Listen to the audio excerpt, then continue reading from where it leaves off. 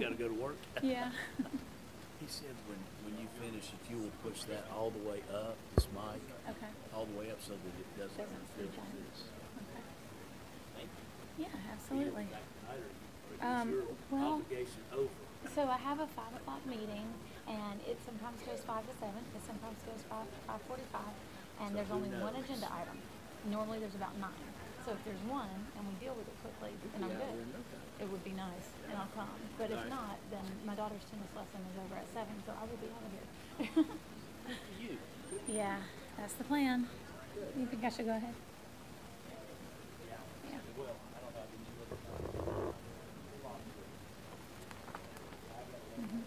Okay.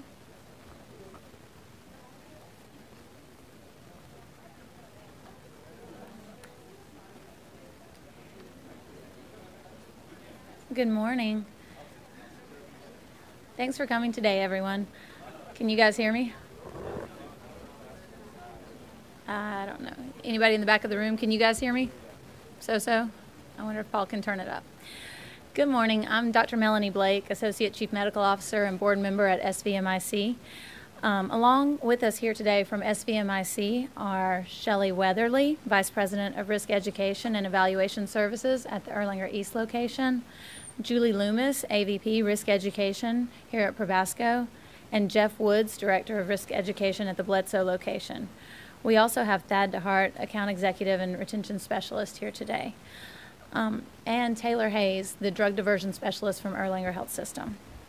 So at the conclusion of the program, please fill out the sign-out and evaluation form given to you as you signed in and turn it in as you leave. This will ensure that you receive credit for your attendance today. Let's look at a quick video about our new sign-out procedure. Thank you for being with us today. Please be sure to complete the seminar sign-out form. All attendees should complete the attendance attestation and the course evaluation on the front of the form. But what it said was, in order to receive maintenance of certification, then you need to fill out the back side of the form. The questions are only from pediatric specialists, but the American Board of Internal Medicine, anesthesia, internal medicine, American and Board peds of can receive mock Pediatrics. certification. Currently, no other boards are participating with Svmic's CME provider, the University of Tennessee And College also, of Medicine. please take a moment to silence Only your mobile physicians devices requesting before we American begin Board our of Pediatrics program. points should complete the quiz. We hope you enjoy today's program. All right, so now we'll have our corporate report. If you're tired of hearing from other companies that are reporting gloom, doom, and despair, then you will be very happy to hear Svmic's financial report. Svmic is just fine. 2017 was another outstanding year. This company continues to enjoy remarkable financial strength. Surplus has grown higher than it has ever been before. Premiums in Tennessee will remain stable in 2018, and that means no rate increases for 13 years in a row. Again, this year the company declared a large dividend of $7 million, and the AM Best Company gave Svmic an A rating for the 34th consecutive year. So rest assured that your company will be here for you not just today, but for the foreseeable future. Svmic is a technologically modern company with a significant data warehouse and an active business intelligence platform. We hope you enjoyed signing in today using the new iPad system. We also hope you are subscribing to our brand new podcast series titled Your Practice Made Perfect. If you're not yet listening, we invite you to go to iTunes or Google Play and subscribe. The series offers a weekly 20-minute podcast brought to you by Svmic. These podcasts cover a wide variety of topics related to the practice of medicine. We're also happy to report that Svmic has partnered with NAS Insurance Services to provide policyholder access to NAS CyberNet.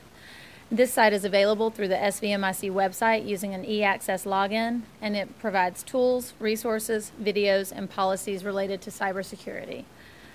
Cybersecurity experts are available to you at the site, so we encourage you to explore, learn, and add to your arsenal of weapons against cybercrime. Again this year, the annual report is digital and available at svmic.com/2017. Your company's goal is to bring you new information in new ways while maintaining our traditional commitment to superior service. At Svmic, we have risk evaluation consultants, medical practice consultants, claims attorneys, underwriting experts, and business development specialists. They are all available to help you in any way possible. Just contact Svmic. Svmic is a mutual insurance Owned only by you, the physician policyholders, so your voice truly matters here. Thank you all for being here today, and thank you for your confidence in SVMIC.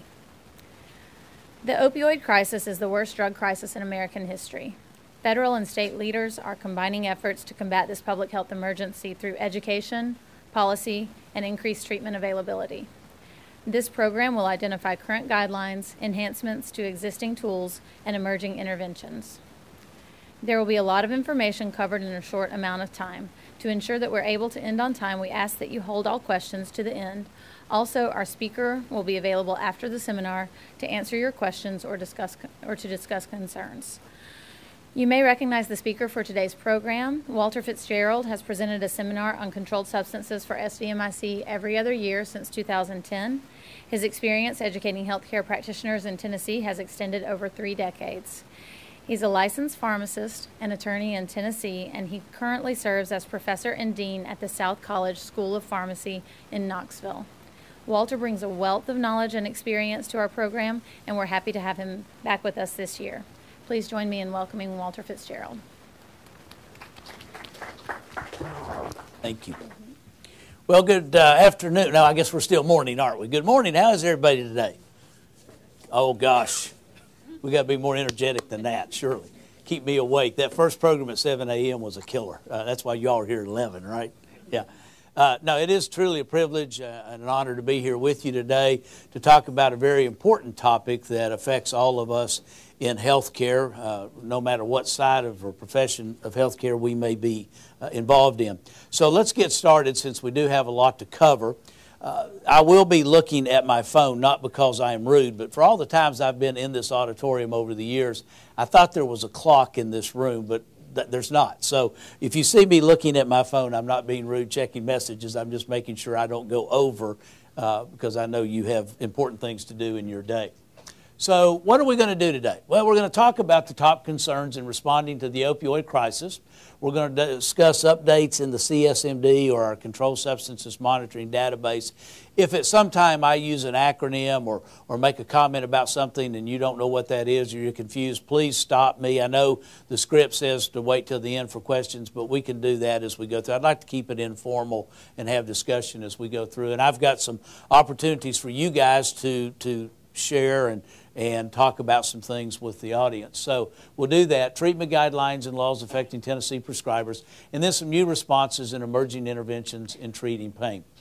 Dr. Greg Mancini, I'll tell you who he is in a moment. Hello, my name is Dr. Greg Mancini, and I'm Associate Professor of our Surgery at the audio University is not of Tennessee. working. I want to thank SVMIC for allowing me to give you this talk today. And I really want to talk to you today, wait just a second. I not see the as guys a in the TMA member, audio or visual the way room are that, looking. Our government Yeah, may they're working. talk. I really want to talk to you physician to physician. I want to really talk about our role. While we're as waiting, leaders Dr. in Greg our Mancini is Associate Professor And it of all starts with Surgery one thing. at It University of starts with the Tennessee prescription. Medical Center These in issues Knoxville. always start with ourselves, right? We analyze our own practice. Okay, and I'm going realize to that go there needs back to be and change. restart it. And the thing that I want to begin the looking discussion with you all Can I about go back and restart? Okay. So Dr. Mancini, some of you may have met him if you did any training in Knoxville. One of the unique things, I was going to say this after the video, one of the unique things that we've done this year in the program is rather than focus for 2 hours on all the laws and regulatory side of managing these things, is to have a clinician perspective on some of the things we're talking about interspersed throughout the program. So that's what these videos are from Dr. Mancini. Hello, my name is Dr. Greg Mancini, and I'm Associate Professor of Surgery at the University of Tennessee. I want to thank SVMIC for allowing me to give you this talk today. And I really want to talk to you today, not as a TMA We'll be good on time. We still have some people. Our government may talk. I really want to talk to you physician to physician. I want to really talk about our role as it is in our opioid crisis.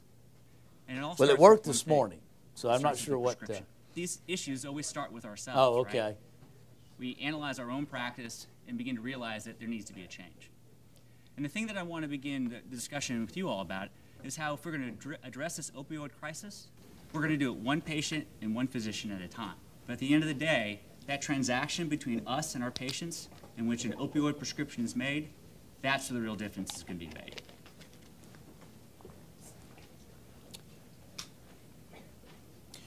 So I'm going to go back and try again. Okay. Okay, let's see if we work this time. Hello, my name is Dr. Greg Mancini, and I'm an Associate Professor of Surgery at the University of Tennessee. I want to thank the SVMIC for allowing me to give you this talk today. And I really want to talk to you today, not as a TMA member or the way that our government may talk. I really want to talk to you physician.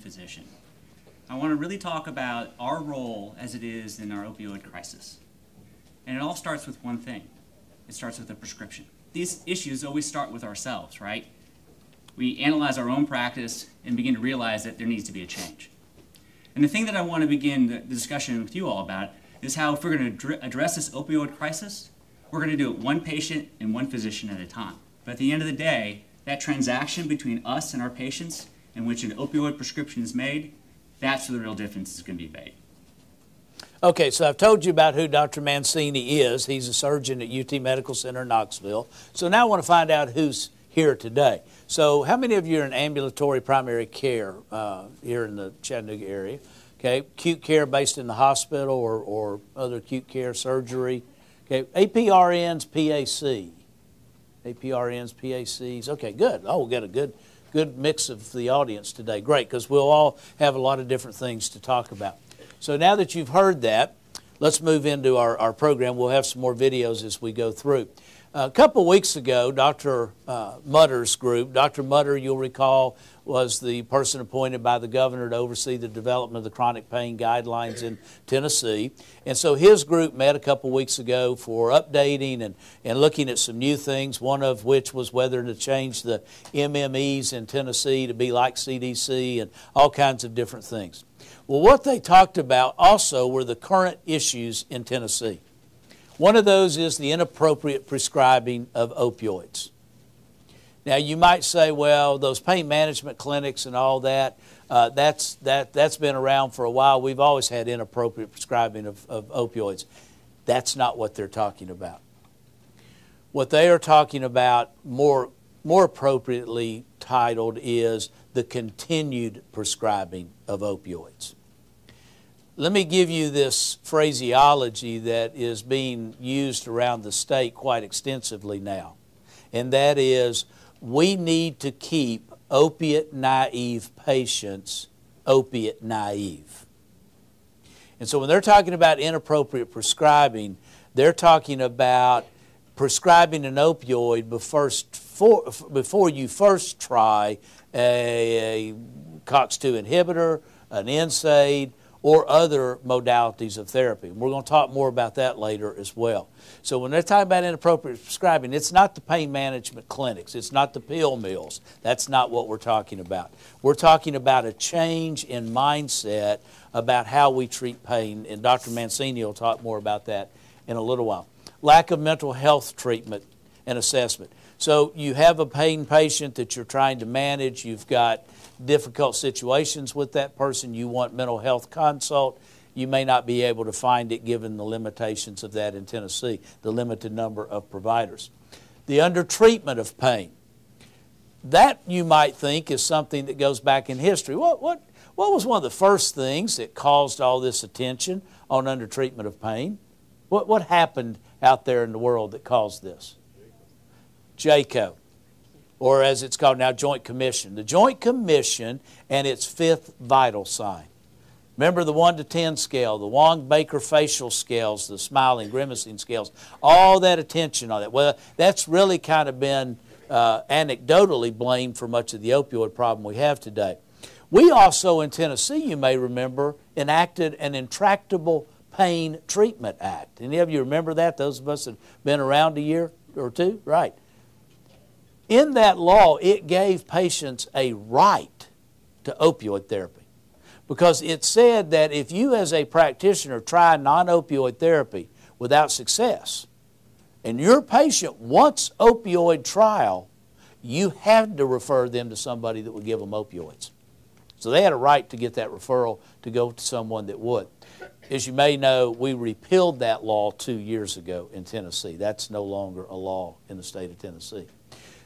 That's not what they're talking about here on undertreatment of pain. what they're talking about is, as this new law was being considered and has now been enacted, and all of you picked up the pictorial as you came in to the registration desk, a lot of PCPs are saying, if that law gets passed, I'm done. I will no longer treat pain. I quit. I'm done. I'm not going to. I'll practice medicine, I'll do it, but I'm not treating pain anymore. The fear was, as they were hearing these reports in Nashville, that PCPs are going to say, I'm just not going to treat pain anymore. I'll do something else, but I'm not going to treat pain.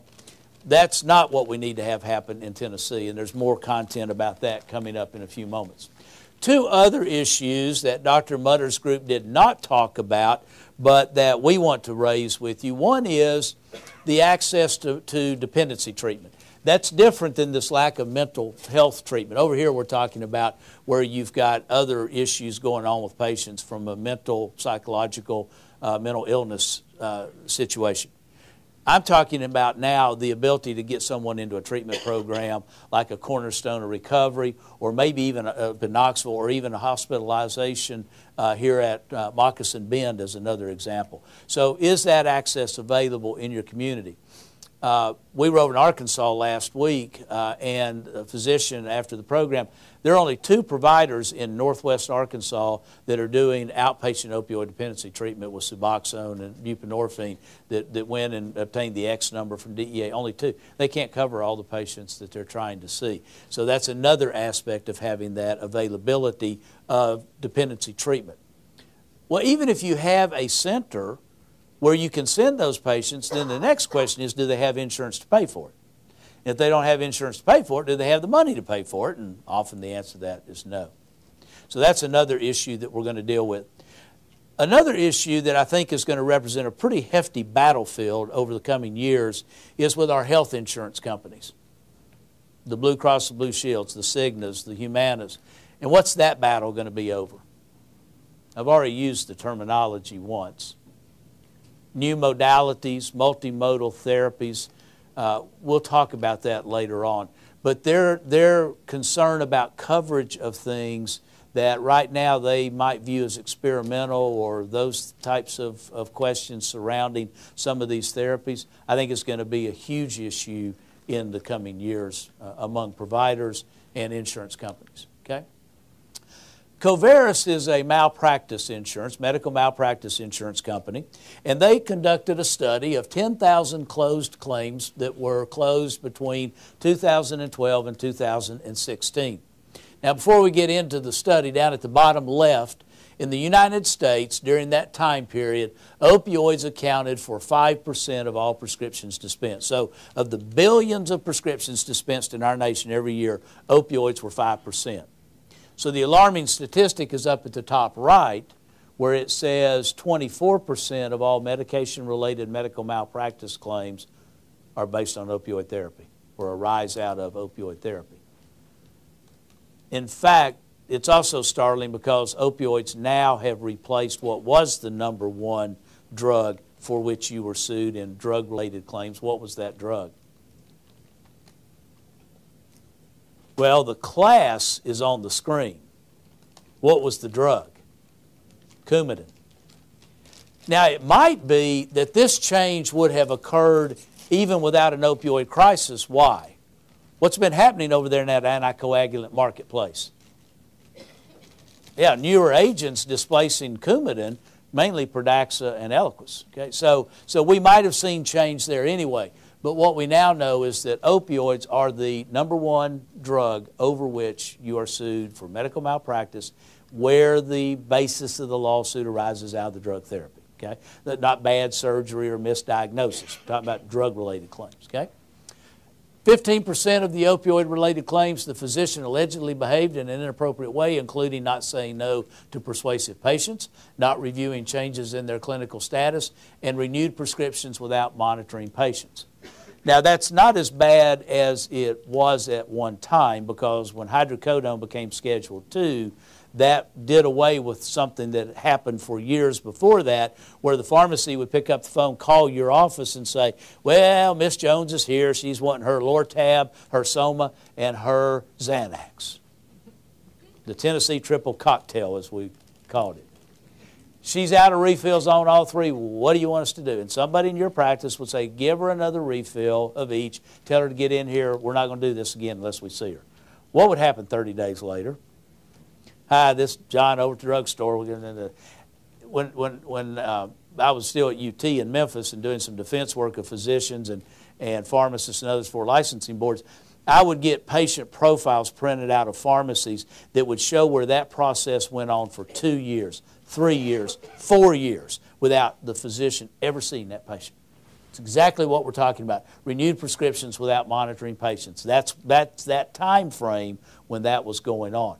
Because here's what happened in Tennessee. Well, you tell me, what was a direct result of that? Well, let me throw one other fact in. There was a pretty significant lawsuit filed up in the Knoxville area where a gentleman had been on an antihypertensive product for almost at 5 years. Not been back to the doctor. Pharmacist just kept refilling it. After calling the office, would write a note on the back of the prescription, called doc, got authorization. Man has a massive stroke.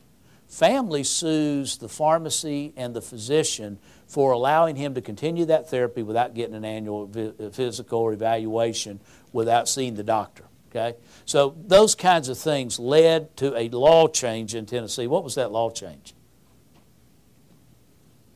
How long is a prescription for a maintenance med valid in the state of Tennessee now? 1 year. Okay, so the maximum number of refills you can have on a prescription, I don't care if it's an oral contraceptive, I don't care if it's an antihypertensive, an oral antidiabetic, is 1 year. That 1 year is a result of what I just described to you. So that's been disclosed now in this study. That's been discovered as well here. Not reviewing changes in their clinical status. Well, if you're authorizing refills for 3 or 4 years without seeing the patient, it's hard to review their clinical status because you're not even seeing it, right? Because you're not seeing the patient in the office. Not saying no to persuasive patients. We'll talk about that again in a different context in a few minutes. In 2000, medication-related errors were the root cause of 12 to 15%. 2017, that dropped to 8%. So kudos to you guys. You've brought more safety into the prescribing of drugs than prior to 2017 when it dropped to 8%. So there's something that's going on in that malpractice world that's caused that to drop. Now, any of you believe that, well, I can prescribe a 3-day supply of an opioid to a patient with zero risk, without any risk of them being a continuing user of an opioid based on that 3-day prescription? Any of you believe it's zero?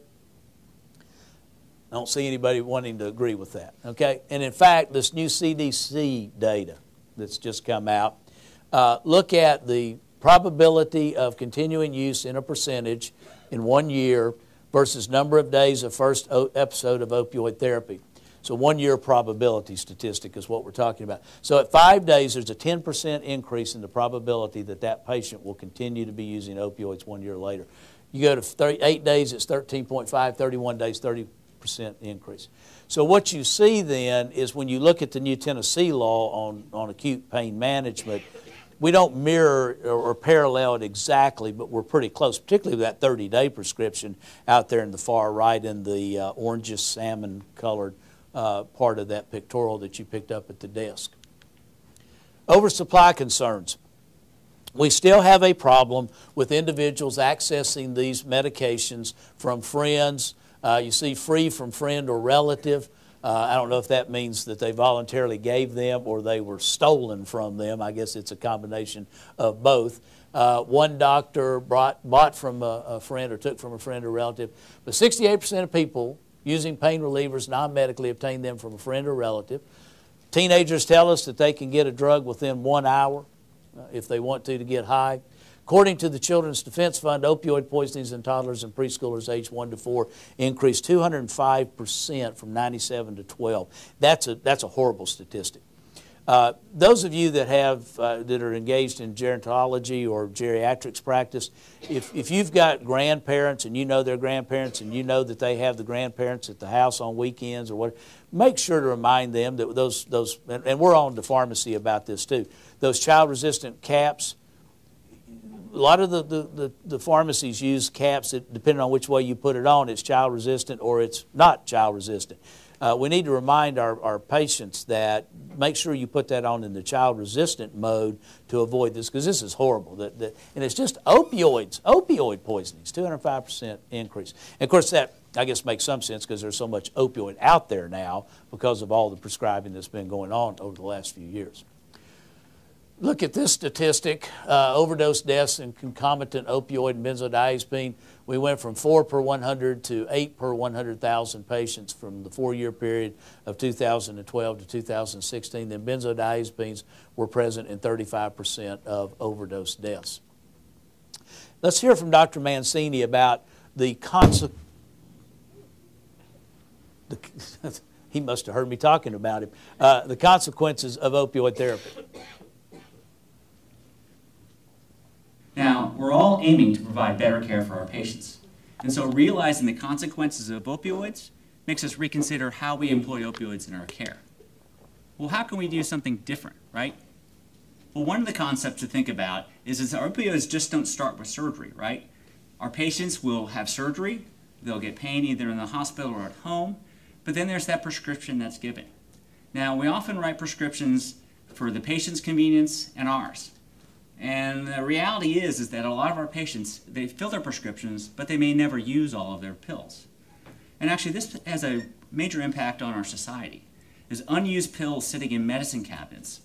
Oftentimes, they are used, but they're not used for the right reason. They're used by other patients, or they're looking at other family members that are using them in the wrong way. So the impact is not just for our patients, but it's those loose opioid pills that are still out there that have a major impact on that addiction problem. We also need to always consider when we're writing that prescription is what are going to be the adverse outcomes that are happening because of the opioid that's going to be there. Are patients going to be back in the emergency room? Are they going to have more constipation issues? Are they going to be calling for nausea medicine or anti-itching medicine that simply adds to the list of pharmacy and medications they're taking? If we start considering the negative results that happen from our opioid prescriptions, we'll see opioids not as our first line, but as an adjunct only when other things fail. Now, finally, if we think about multimodality strategies, putting together pathways, whether outpatient or inpatient, to use medications that are compatible with the patient's condition, and using them together in concert, oftentimes we can reduce the amount of opioids someone needs to use, or even eliminate it altogether. Okay. So good news in Tennessee. CSMD was checked 50% of the time for prescriptions for opioids and benzodiazepines. Now you might say, well, wait. That's a mandatory check. Why is it not 100%? The reason is 7 days or less, you don't have to check the opioid or benzo in the database. So remember, it's more than a 7-day course of therapy is where you have to check. So that other 50% are all those scripts that were less than 8 days, so up to 7 days. Doctor shopping has dropped 76% since 2012. That's really good news. There's another opportunity to drift back in time. Remember the pharmacist that called about the refill authorizations? That same pharmacist would then later call you about what? Well, Doc, I'm sorry to bother you, but I wanted to let you know that Lortab, Soma, and Xanax you just prescribed for Miss Smith, she got those same 3 drugs just 2 weeks ago from old Doc Wilson over in Soddy Daisy. And you would say, nah, she lied to me. Tear those prescriptions up, right? Any of you remember those days? Well, that doesn't happen anymore. You don't get those calls because you're finding those guys in the database. So I think the fact that you are in that database on opioids and benzos is keeping those doctor shoppers at bay. I think they realize they're subject. They also know if they get caught, you have to file that 5-day report, 5 business days. You got to send a report to the local sheriff or chief of police or the Judicial District Drug Task Force. And so I think they're scared. I think they're substituting heroin. I think that also affects that opioid prescriptions are down 15%. I know up in the Knoxville area we've got some substitution with heroin going on and some counterfeit substances and other things. So now I did, when we were here, I guess would have been late 16 with the medical residents, we did a morning program, afternoon program so we could get them all in.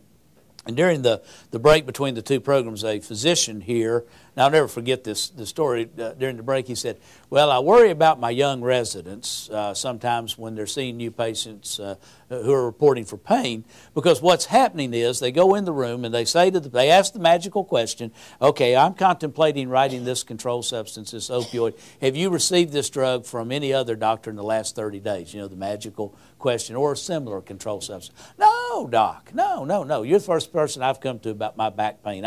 I've just been putting up with it, but now it's hurting so bad I decided I'd come and get checked out today. Okay, great. I'll be right back. Resident goes over, gets on the computer, and right there it is. 2 weeks ago he goes storming back in the room. You lied to me, and jumps all over that patient. And that's when this physician says to the resident, what? Let me remind you that pain patients aren't always the most stable patients that we encounter every day. Okay? What other confrontational conversations? Because apparently residents aren't too afraid of those confrontational conversations, right? What other confrontational conversations do you have with patients about, and what are those things about? Be thinking about that, because I'm going to ask you that question in just a moment. So doctor shopping's down, opioid prescriptions are down, benzos are down, and we got a 22% decrease in MME dispense from 12 to 16. And I think that one is attributable to the fact that you know in Tennessee those triggers at 120, right? If it's below 120, you can keep on keeping on as the PCP. Once you hit 120, or above 120, then if you are not at 6 months yet, you got to get some kind of call into a pain management consult.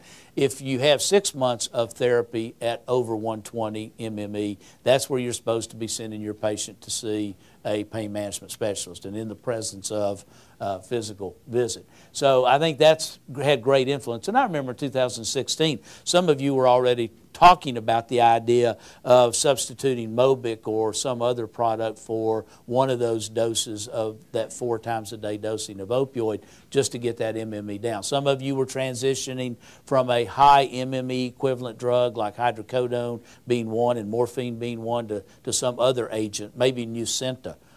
There's been growth in the Nucynta market because of the equivalency to the morphine for the MME. So I think all those things fit into this slide as well. So there are still some prescribing challenges, though. One is about education. I had the opportunity to hear the physician who heads the substance abuse section of NIH recently, and he was talking about they had conducted a survey of curricula in medical schools to see how many hours is spent on pain management. So in the first 2 years, the didactic 2 years, how many hours do you think is spent on pain management? Total of 3 hours was the average across medical schools in the United States for that first 2 years. So why do I mention that? Well, I think it sends a resounding message to particularly folks like you, because what do you do here that not every doctor does? What? Education. Education. You are training tomorrow's doctors, whether they be M3, M4, DO3, DO4. They're not getting that content in the didactic curriculum. Okay? I enjoy, my son is a DO3 right now doing rotations up in East Tennessee, and I enjoy keeping up with that curricular content and then working with faculty at LMU, some things I do with them in connection with the School of Pharmacy that we do together and some partnerships. So we need to look at that, but I think that means we need to help our preceptors who take those students, and particularly medical residents, because if you don't pick it up in the 2 years of those DO3, DO4, M3, M4, where are you going to pick it up? Well, the only other choice you got is in the residency program, and you got a lot of residents here. So you guys have a lot of opportunity to provide a tremendously beneficial service of helping those young medical students and residents understand pain management. By the way, they also surveyed veterinary schools. How many hours do you think they spend in veterinary school curricula on pain management? Average of 72 hours. Now, let's be fair. All of you treat a single species of animal, right? So if you're in a veterinary medical program, Don't you imagine you have to learn different pain management across different species, from major species to minor species? You know, treating Fifi the French poodle is probably a whole lot different than treating Boris the 2,000-pound bull out there in the livestock yard, okay? So I imagine that explains a lot of that 72 hours of differential there. But again, I think that 3 hours may be something we can build upon in our training. Practices lack protocols, short appointment windows. Hear more and more about that in the last couple of years, about not having the time I would like to have to spend with a patient because of pressures to see patients and particularly new patients. So we'll talk about team-based care in a little while. Lack of diagnostic tools, we're going to talk about a couple of those in a moment, and lack of protocol surrounding preventive measures such as urine drug screens. Consumers expect prescriptions. There's some literature out there. It's not really anecdotal anymore. There's literature supports what problem do we have in our nation that relates to that item. Who's treating infectious disease? Many of you, right? So the antibiotic resistance, the superbug phenomena, those things, there's literature supporting that because we gave so many prescriptions out even in the presence of a viral infection and that we've created this problem we have. Did that same problem happen with opioids? Did Joint Commission, did the Intractable Pain Act cause us and our patients to believe they were entitled to get a prescription for an opioid if they came in with a strain or a sprain? See some heads nodding yes. Okay? So maybe we've had the same phenomena with opioids and some other controlled substances with that issue that we have with antibiotic. Who knows? I'm sure we'll find out. I'm sure there are probably some public health programs and others that are doing studies on that very topic. Healthcare providers often dislike confrontation. All right, so I ask you to be thinking about this. Tell me where those confrontations come up in practice. One's on the CSMD check. Wow, you guys got it made down here. Yes, sir. Great. I was going to ask, are any of you having conversations about tapering of these substances? Very unhappy when you bring that subject up. Okay, so there's an example. Yes, ma'am. Trying to stop the benzos when they're on pain management drugs, or maybe when they're not even on pain management drugs. Personal story on that, my mother turned 92 years old Saturday, May 5th. She's been taking 2 Xanax a day since she was, I don't know what age, at least 30 years ago. Okay? Tried to get her, I gave up. You know. So even without, so there's an example of a confrontational conversation you could have with a patient. What else? Anything else? I'm sorry? Pain in pregnancy. Okay, so you're talking about how do you, well, you're talking about, well, of course, the one problem there is how do you manage that? And then second, you're talking about the conversation about. Like opioids because of chronic pain prior to pregnancy. Okay, so. What they have to do because of exposure to the baby. Okay, I now see what you're saying. They were already using opioids prior to the okay, that makes sense then. Okay, so yes, what do we do with those that are now with child who do have, let's assume, legitimate clinical need for pain management? Okay. All right. Well, I think we have a clue about that in just a moment. So keep thinking about those. We'll have other opportunities during the program to mention some more of those. Oops. We're going to hear this personal story, then we'll go back. So I want to talk to you today a little bit about how I got here. Because this was not the most commonplace. No, we're going to go on back because he's back there. He just stood up to fix that. Okay, so what we want to do today and in the future is to build upon, using a jigsaw puzzle approach, a picture of hopefully 2 or 3 years from now of where we are in Tennessee. So what all do we have here? Well, we got the CSMD, we've got Tennessee laws, we've got screening tools, we've got the CSMD, we've got state law, the new state law in Tennessee. So we've got lots of different things that we're going to talk about today, and when we get done, we're going to have 6 pieces in this puzzle that we're going to start doing. And then we need to build around it over the next few years. Okay, let's hear Dr. Mancini's personal story. So I want to talk to you today a little bit about how I got here, because this was not the most common place that I thought I would end up. So I'm a general surgeon. I practice every day. and I prescribe opioids to my patients. It's been a long-stay treatment for our patients. So when we do surgery, we know that we're going to cause pain, and we have, over time, prescribed more and more opioids. Well, I did something special. I went and did a fellowship, and my fellowship was in minimally invasive surgery. And the whole concept of that was to do less trauma and injury to the patients.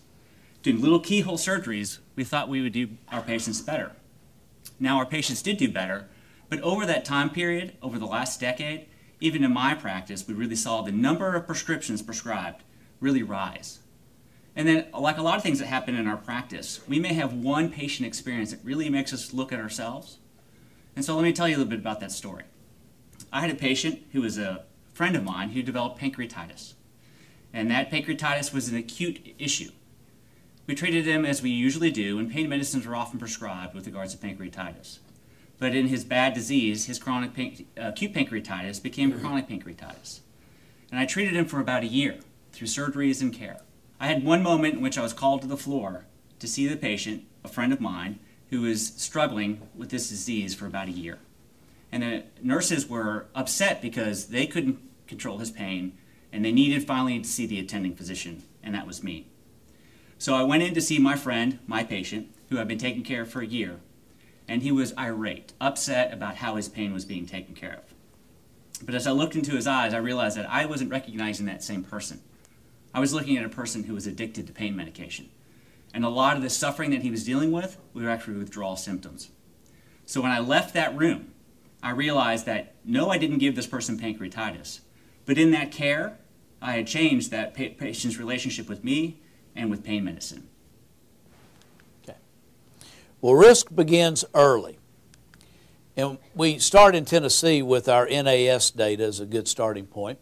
So when we look at the trend line from the last 4 years, 15, 16, 17, and into this year, the fourth year, we see that the number of cases stays pretty consistent across those years. Fortunately, we've not seen a big uptick in any of those years, and this even before 2015, we saw this kind of consistency.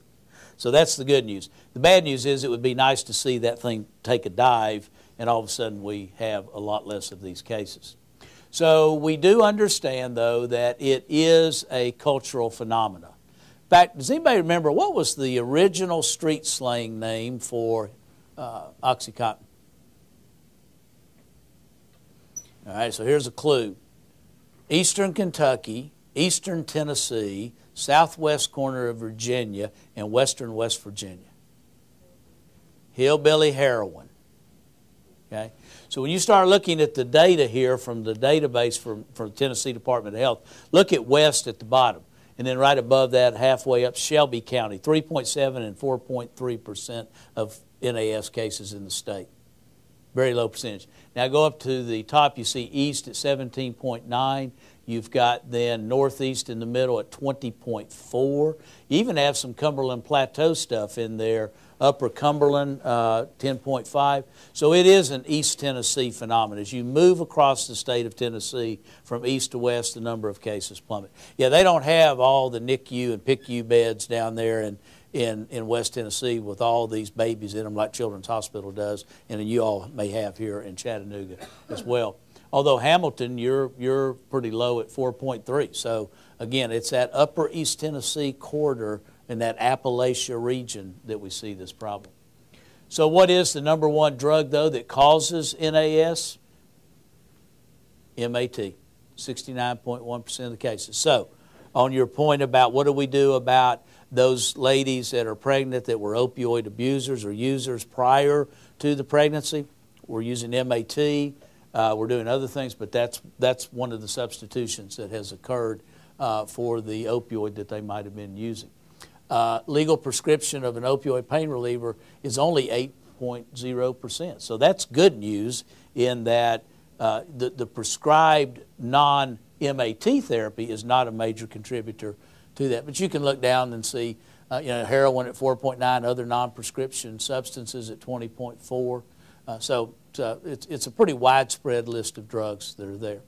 Now, before we talk about this, and that is ACEs or adverse childhood experiences, I suppose that what we just talked about is the worst of all possible ACEs to be born addicted to a drug. I can't think of an ACE that's worse than that. Now, these things we'll talk about are bad, but that's particularly horrendous. So, how many of you have been reading about this in the literature, about ACPEs being predictors of adult behavior? Okay, great, good. Okay, so more likely to report pain symptoms chronically, more likely to seek opioids, antisocial behavior, more likely to use injectable drug therapy. Man, this thing is so easy to, it goes so fast. So on the far left and in the middle, we've got two things that you're probably familiar with. Why are you familiar with those types of abuse? Well, if you know of it or suspect it, what do you have to do? You have to report it.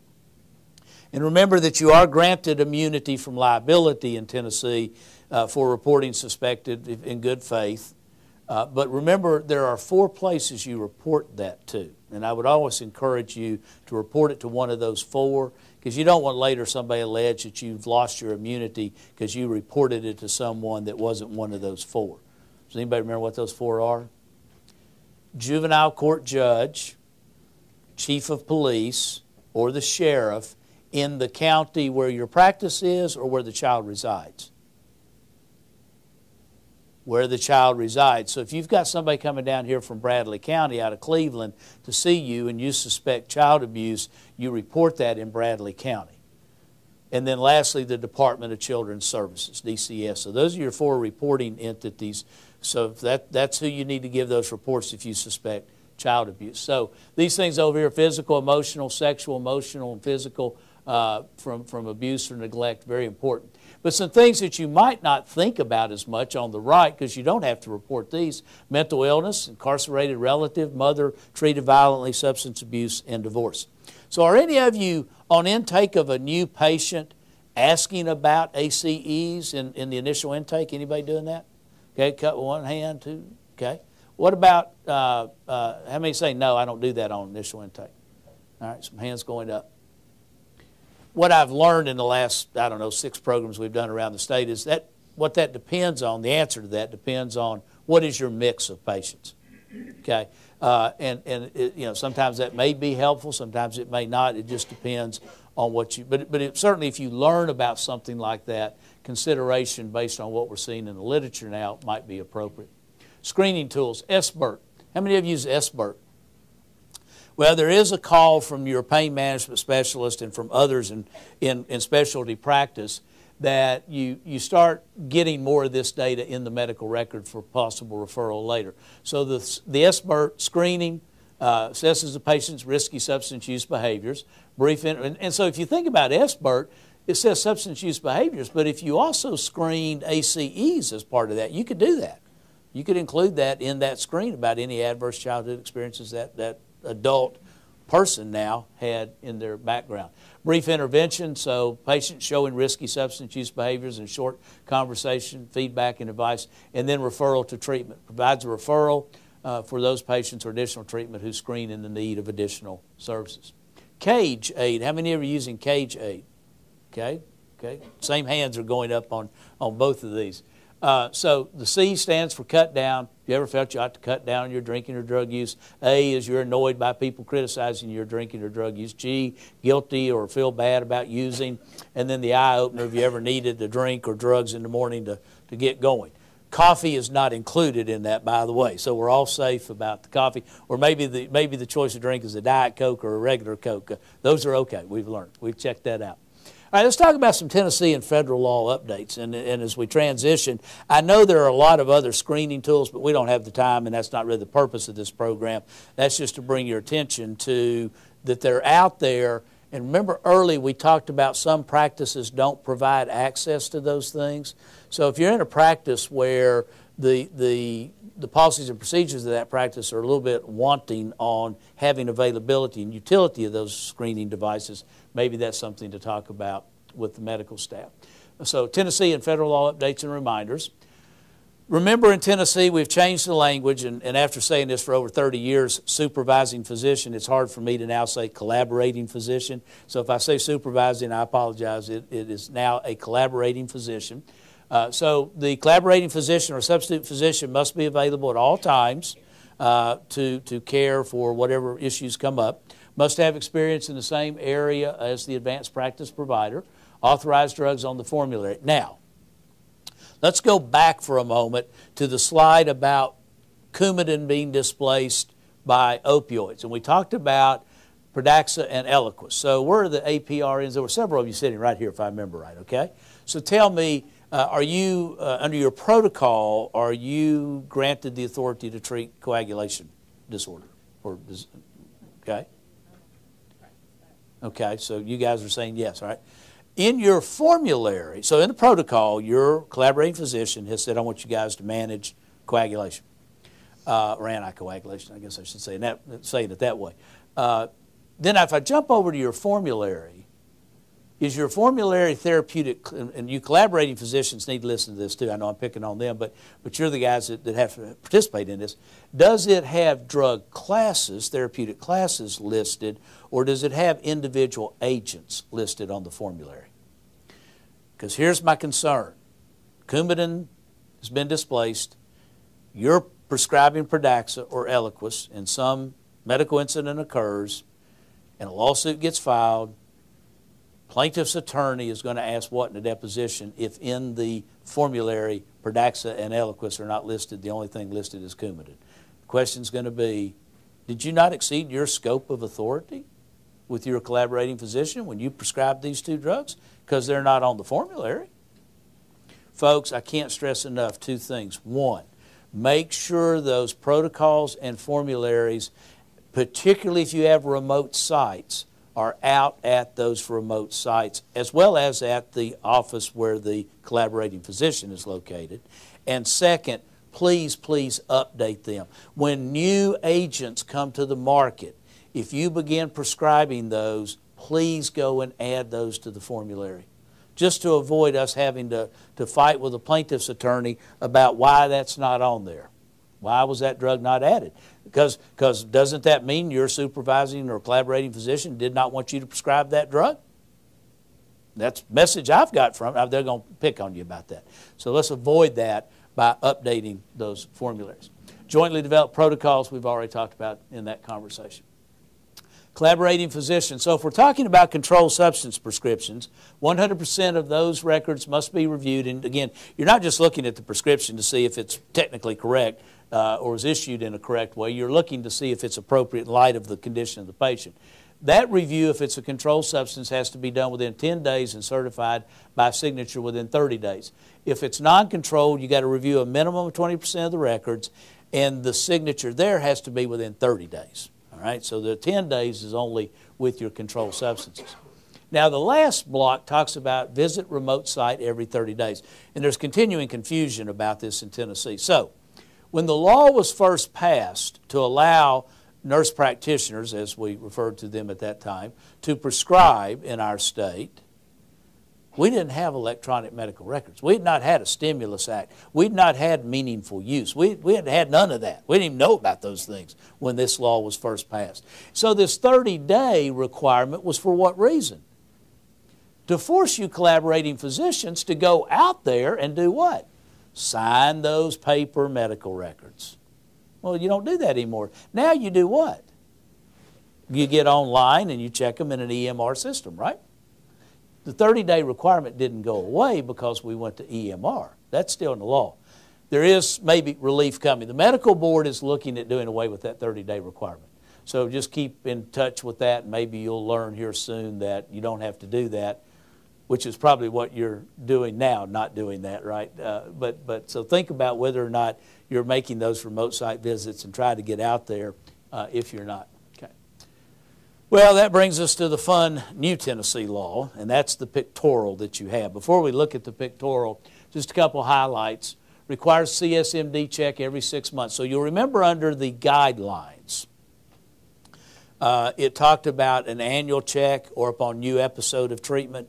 Well, that's now changed to every 6 months. So no longer an annual check every 6 months. Now, I hope that you're using delegates to check the database for you, or healthcare extenders, your MAs. Remember, you can have 2 non-licensed individuals, and MAs are not licensed in Tennessee, per practitioner. And then after that, you can have all the licensed people you want to have. So LPNs, RNs, whoever else, they can check the database for you. So as prescribers and practitioners, maybe you can have help with that in your practice. Reducing the number of opioids, initial fill no more than half the prescribed amount. We'll talk about that in a moment. And then opioid prescriptions of 4 days or more for an opiate naive or acute pain will require documenting the ICD-10 code on the prescription and also in the medical record. Okay? So now let's look at the pictorial that you received when you came in at the registration desk. So on the far left, in the green shaded block, up to 3-day opioid prescription and 180 MME total dosage, no requirements before prescribing. Well, let's make sure we understand. No requirements related to these laws, okay? You still need to do all the physical exam, I mean, your typical medical workup, all that. You just can't write it without doing all that, which is obvious, but I feel compelled to say that. So because of the way it's written in the law, no requirements. Well, yeah, there are, but not to check the database or anything, right? So that, first of all, tells us what? Instead of more than a 7-day course of therapy of an opioid, if it's more than a 4-day course of therapy, you got to check the database. So that's change number 1. Now, that's a good point to make a very clear statement here. This law only applies to opioids. The 7-day for benzos, the more than 7-day, is still in existence.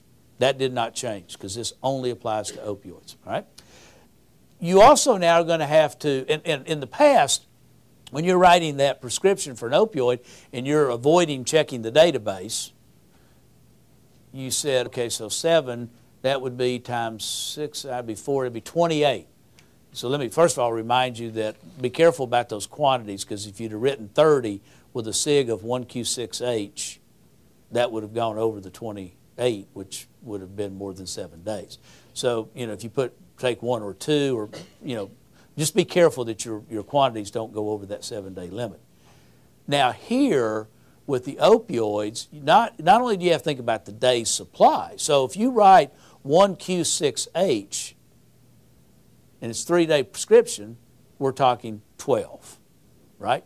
4 times a day dosing times 3 days. So if you write 15, somebody could argue you're over the 3 days. Unless your directions for use maybe says 1 or 2, or you throw that PRN on the end of it. But I would recommend you don't throw that PRN on the end of it, because that'll get you another question from oversight in Nashville, okay? So think about your quantity. Well, you're going to have to do that anyway on the opioids, and here's why. You can't go over 180 MME total dosage in that prescription. So not only do you have to think about the quantity in relation to whether it's more than 3 days, you got to think about the quantity in relation to what's the MME calculation going to be. Because now you got to take, well, what strength am I using? What dosage unit strength am I using? What quantity am I giving? And calculate that MME. Okay, and I'll show you something later about that. Okay, so that's the 3-day prescription. Now, once we get to 4-day supply, up to 20 days is the top block in the yellow shaded box, okay, where it says up to 10-day opioid prescription, 500 MME total dosage.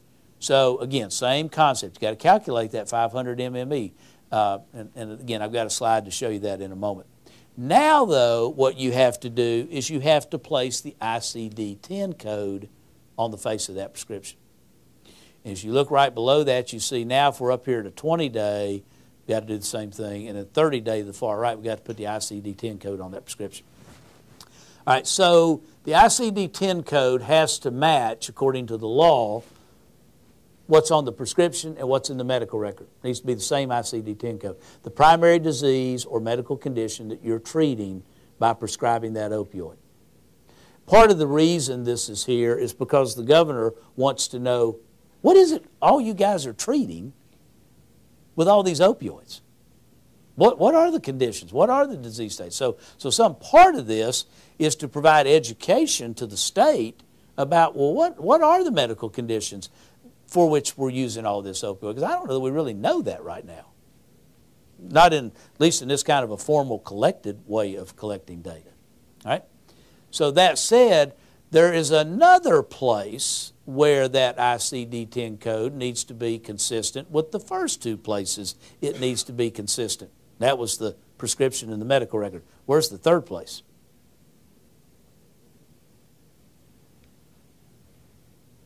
It's that door that's 4 doors down the hall on the right. And what do they do behind those doors? What? No.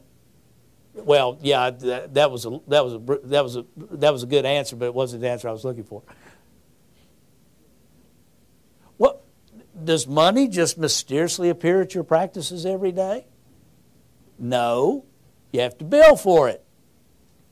That ICD-10 code that is being submitted for payment on that patient needs to be consistent with the ICD-10 code on the script and in the medical record. So our billing offices, that's the door I was thinking of, 4 doors down on the right, the billing department, the coding department. You guys need to be talking to them about making sure that there are systems in practice that bring consistency across those. Because if there's an audit, for whatever reason, and that code that was submitted for payment is a high elevated code, or upcoding as they call it, I don't want to see False Claims Act claims against you guys and all that kind of stuff for upcoding claims. Go, wait, you put on the prescription. It was this medical condition. And that's what's in your medical record. Oh, what's this over here? See? So we need to be very careful about that. All right, so then we go to the middle and we see, oh, wait, one other thing here. There are going to be a number of rules that have to be written. Okay? There is, well, I'm going to say it this way, there's some pretty mass confusion right now about parts of this law, about when they go into effect, who's responsible for writing the rules, and all those things, okay? So we'll just have to play through those over the coming weeks and months. My comment would be, and like Blake, that go ahead and prepare for this and begin implementing it. Don't wait until the last minute, because some of this is going to take time. You're going to have to make some medical record. If you're using the EMR, EHR, you're going to have some programming changes made with some of this. Particularly if you're e-prescribing, can you get that ICD-10 code on that e-script for that antibiotic or that Schedule II controlled substance before you shoot it off to SureScripts or whatever portal you're using for e-prescribing? So be thinking about all those things. One of the questions that we've asked is, and it'll come out in the rules, you remember Dr. Mancini talked about his fellowship in keyhole surgery? So here's one of the first questions that we ask. All right. So it says there on that 20-day for a more than minimally invasive procedure. How do you define minimally invasive? Is it based on the length of the incision? So in other words, if we've got 2 keyhole incisions versus an incision that's 6 inches long, does that get minimally invasive? I'm sorry, does that get more than minimally invasive? These get minimally invasive. So our surgeons can help guide us on this over time. As some of the surgeons have said in programs so far in Tennessee, well, it really doesn't matter what the size of the incision is. With keyhole surgery, we can wreck a lot of trauma in an abdominal cavity with keyhole surgery. So I think it's not the incision. I think as we've been around the state and hearing from you guys, it's not the length of the incision necessarily, it's the nature of the surgical procedure that was being performed. If we yank out a gallbladder through a keyhole, or we yank out 80% of a stomach in bariatric surgery, well, yeah, that's going to cause trauma in the abdominal cavity. All right, so y'all understand that better than I do. Well, we've already talked about, I'm talking about these. I want to go to the pictorial. So we're still talking about the things on the pictorial. So in the middle, the white box gives you some direction on what you have to do. One of the things that is new here, well, let's just go through it. Check the CSMD. You know that now. Conduct a thorough evaluation of the patient. Well, you'd do that if it was allergic rhinitis. I mean, that's what you do. Document consideration of alternative treatment. Some of you are already doing that because of the guidelines you've been practicing up on that. Obtain informed consent. Well, the Tennessee Department of Health guidelines on chronic pain management say that you should share the risk and benefits of opioid therapy, etc. This law changes that a little bit. Now you got to document it. And of course, the best way to document it is by signature of the patient. And so I know some physicians that went to the Tennessee Department of Health guidelines on chronic pain management.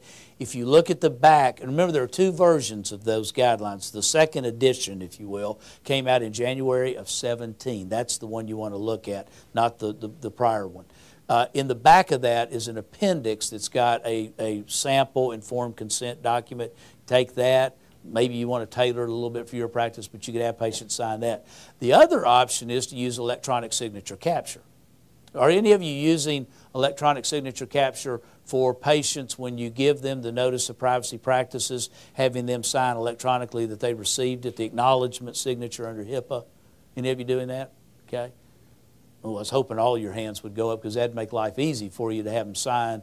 How many of you have had a prescription filled and you sign that box, right? Saying you've been counseled and you got the NOP and all that stuff. So if you're in the treatment room and you've got your tablet and you're doing this and you say, now, Miss Jones, I'm going to turn this around because I'm going to explain to you the risks and benefits of this opioid I'm about to prescribe for you. First of all, whatever.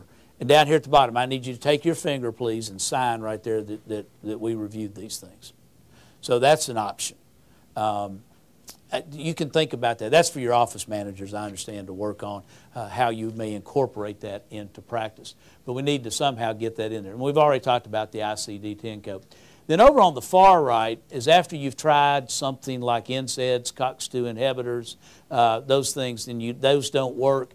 Then you use this medical necessity, and values are going to be written for medical necessity. So because the ICD-10 code and the medical necessity is going to go into the database now as two separate columns. So you'll be able to look and see what the ICD-10 code is in the database as well. So it may be that 1 for medical necessity means tried non-steroidal anti-inflammatories without success. That could be what number 1 stands for. We'll see when the CSMD administration writes the rules. Now, looking at those 3 prescriptions, though, notice you've got an MME limit on the 10-day of 500, on the 20-day of 850, and on the 30-day of 120 MMEs. So again, that calculation that you're going to have to do, okay? Now, the interesting thing that gets added here is here, and that is the pharmacy cannot dispense more than half of the quantity you prescribe. So let's talk about a couple of issues there. One, there's already a place where pharmacists can only dispense a 30-day supply, and that's with opioids and benzodiazepines. So let's assume for a moment that the benefit plan for a patient of yours allows for 90-day fills or dispensings locally here in Hamilton County. Now, mail order, you've known about how they do 90-day because you've had to fax prescriptions for years now to all those out-of-state mail order pharmacies, right? So let's suppose, though, that right here in Chattanooga they can get a 90-day supply. So you write a 90-day supply of an opioid and benzodiazepine. Well, guess what? Under state law in Tennessee, the maximum the pharmacy can give them is a 30-day supply, which is probably a good idea, and that's why that's in the law. Now we've got a limit of no more than half. So if you write that 10-day opioid prescription, the pharmacist is only going to give them 5-day supply as a mandate under this new law.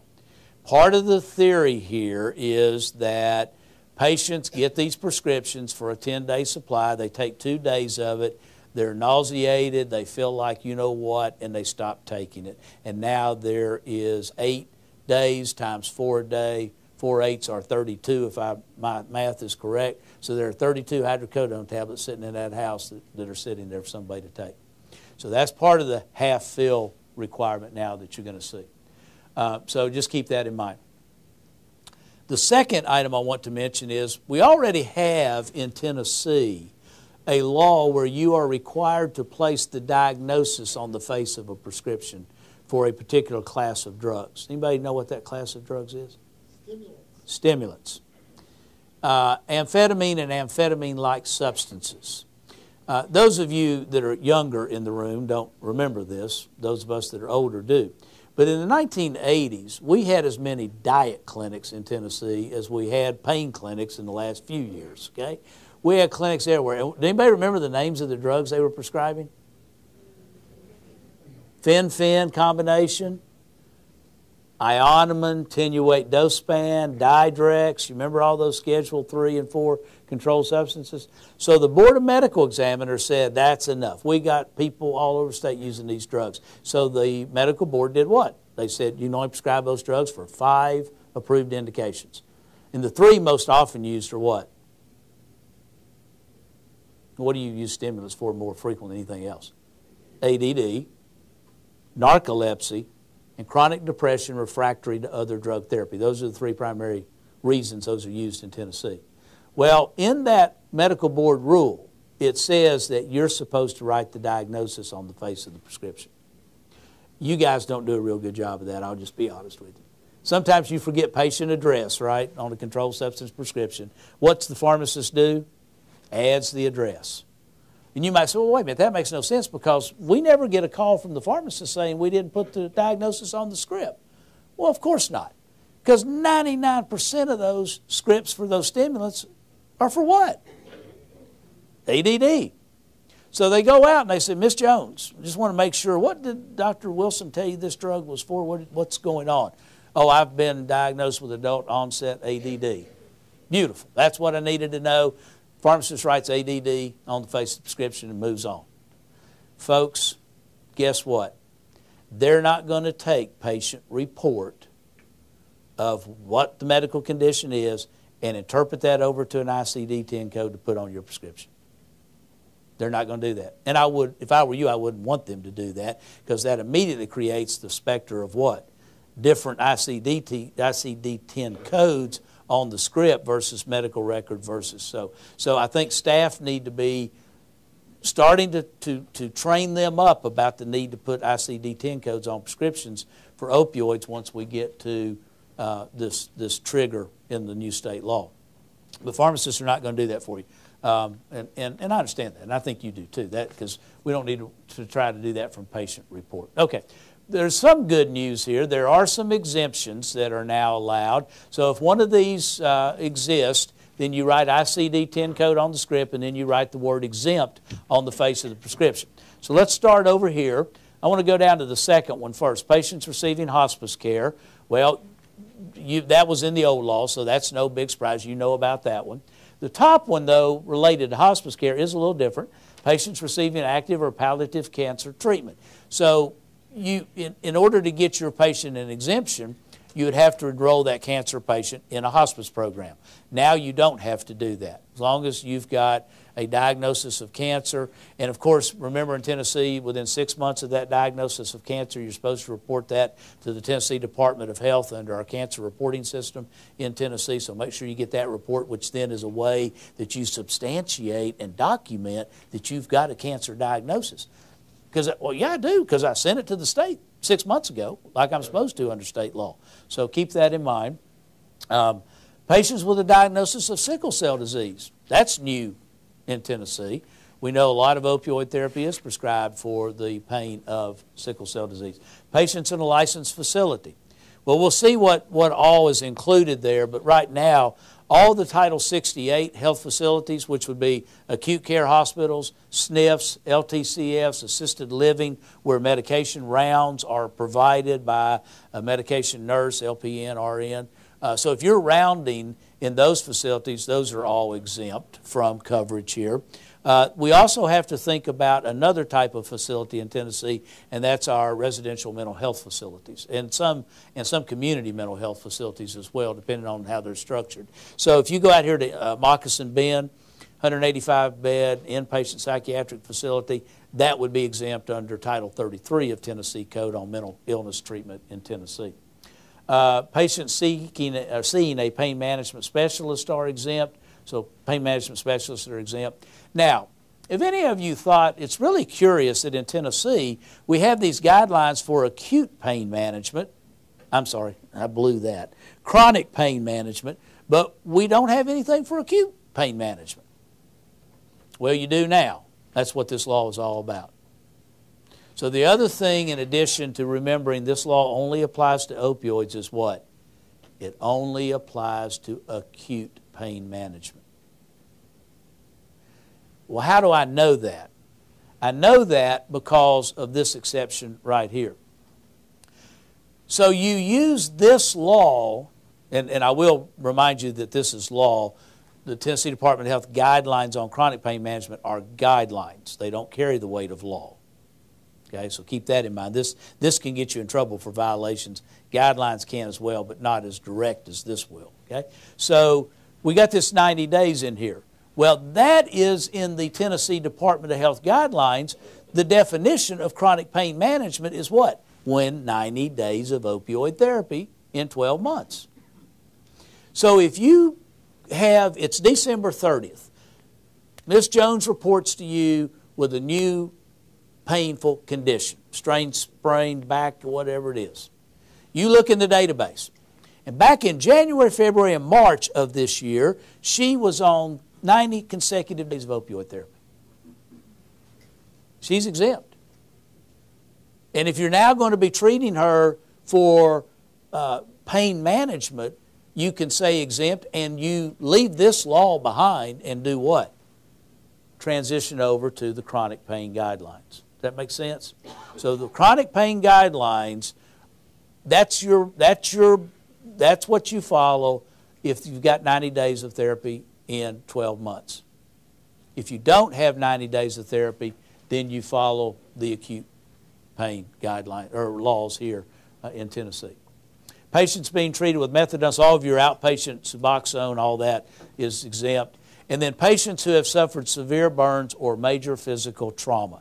Well, severe burns, I think that we'll see how they define that. I'm sure there are some burn center guidelines about, what degree burn over what percent of the body, those things I'm sure exist. Major physical trauma, I think obviously if somebody rolls into this emergency department from an MVA with multiple fractures, multiple soft tissue injury, that's probably going to qualify. But what about a knee joint replacement? What about a total knee? Is that major physical trauma? Well, the CSMD board, which is made up of physicians and others, is supposed to write rules to define those things over the coming months. So we'll see what they come up with as to major physical trauma. So there are a lot of exceptions here or exemptions that might cover a lot of your prescribing. So again, these are acute opioid prescriptions for non-chronic pain management.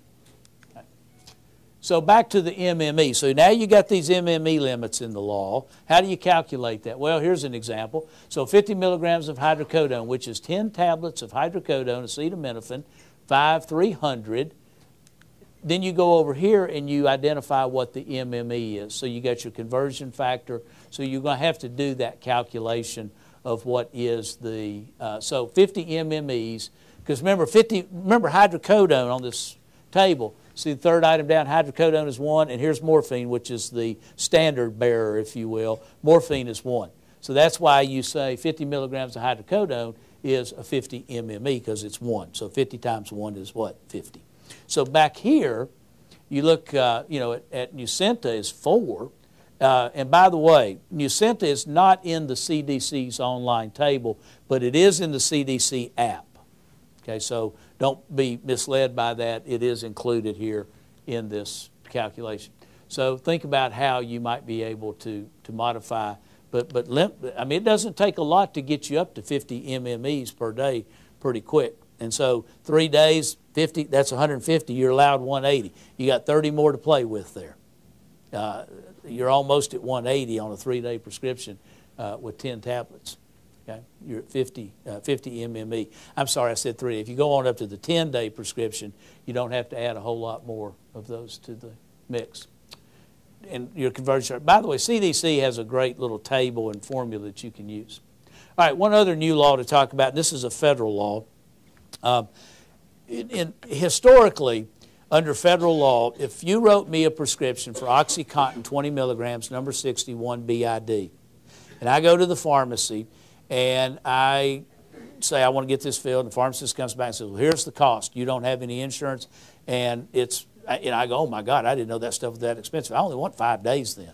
Pharmacists couldn't do that. They had to give me the full quantity because you can't partial fill a Schedule II controlled substance. It's the basic rule. There's 2 exceptions to that. This is the third. First exception is if the pharmacist is unable to supply it. So I get there and the pharmacist says, oh my God, everybody wants OxyContin today. I'm almost out.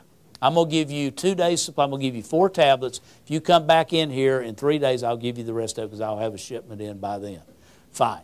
But if that patient does not get back in there within 72 hours, pharmacists can't give them the balance. Now, some of you may get calls from pharmacists about, I need you to write another prescription. I know you just wrote this prescription, but the patient, whatever. The other thing that happens, sometimes pharmacies run out. With all these limiters right now, some pharmacies will run out 3 weeks into the month, and they can't get any more till the next month because the DEA putting so much pressure on wholesale drug companies to limit how much they're selling to pharmacies. You may have to write another prescription for a week's supply for your patient to take to a different pharmacy to be able to get the rest of that month's supply. It's crazy, some of the things like that are going on out there. So that's that partial filling. The other was, who's doing hospice, terminally ill patients in hospice or LTCF patients? You guys know that you can prescribe a 60-day supply of a Schedule II controlled substance, and the pharmacy service, typically in a nursing home, they're doing 7-day card exchanges. They can fill that 60-day supply in 7-day quantities for up to 60 days. That was it. So here's the big change. As a prescriber, you can now partial fill and request a pharmacist to partial fill an opioid or other Schedule II controlled substance. So you may want to do a therapeutic trial. Now again, I don't know why you would prescribe a 30-day supply of an opioid on an opiate-naive patient. Okay? But assuming you did, you could say only give them a 3-day supply as a therapeutic trial. Let's see how they do on it. Well, I guess one reason with hydrocodone is you can't call it in. So if they do well on that 3 days, if you only gave a 3-day supply and they do well, now they got to come back to the office and get a paper prescription.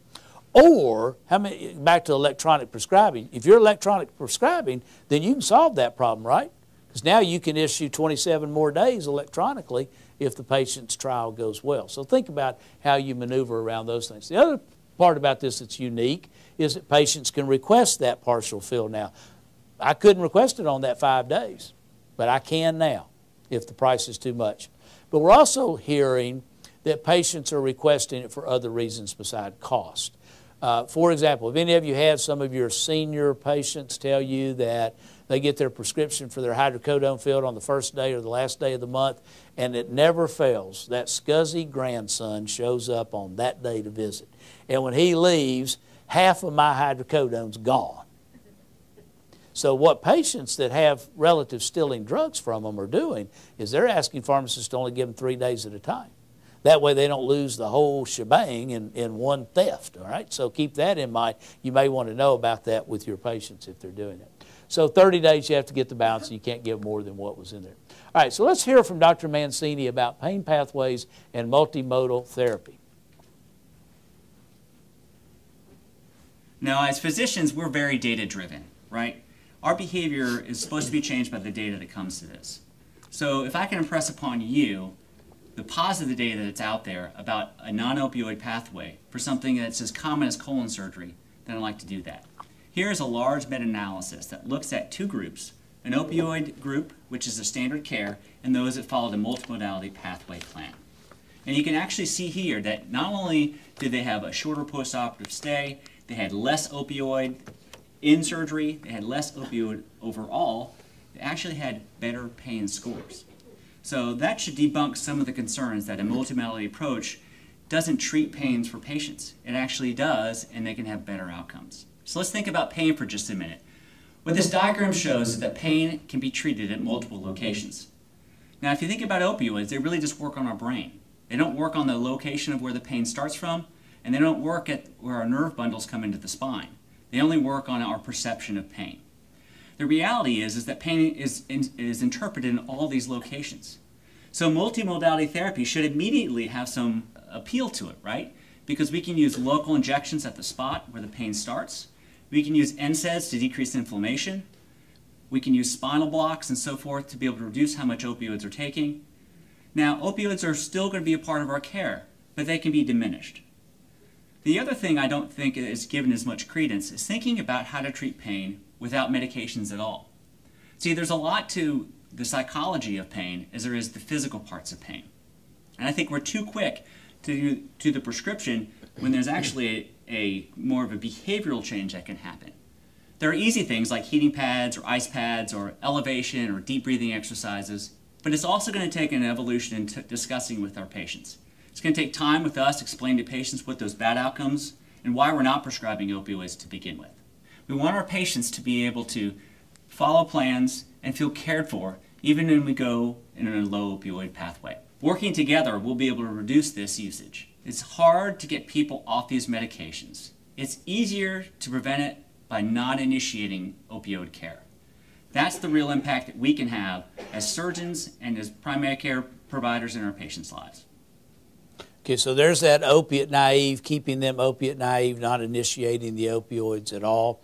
And then second, there's that difficult confrontation and difficult conversation with the patient about it's hard to get them off these. And it's an evolution. It's not going to happen overnight. Okay, so initiating inappropriately, continuing, reduce unnecessary opioid exposures, keeping them opiate naive, reduce unused pills. In 2016, the Obama administration signed a federal law, and as part of that, it opened up to lots of places, including medical practices, pharmacies, hospitals, to have a drug disposal box on that property. Now, nobody was doing it because the DEA wrote the regulations to implement that, and as we might all suspect, the DEA made them way too burdensome, right? So the Government Accounting Office recently issued a report and said that the DEA, this is the regulatory burden of what you put together is too extensive. So the DEA is working on reducing that burden. So as an opportunity for community service at your medical practice, at a hospital, is to have those drug disposal boxes so that patients can have another place besides a police department or a sheriff's office department to bring those things in for disposal. I think it'd be a great community service. I think it's what kind of publicity thing that could really help a lot in the community. Appropriate for treating the underlying condition, symptomatology, or 100% is not realistic, okay? So when we look at other ways that Dr. Mancini was talking about, I want you to just pair up here in the room for a moment, turn to whoever's sitting next to you, and think about this for a moment. If tomorrow morning I am notified that there are no more opioids in the world, they're gone, none, what are you going to do? How are you going to treat pain in your patients with no opioids on the marketplace? So think about that. Talk about that among yourselves, what you're doing now, ideas that you have for treating pain.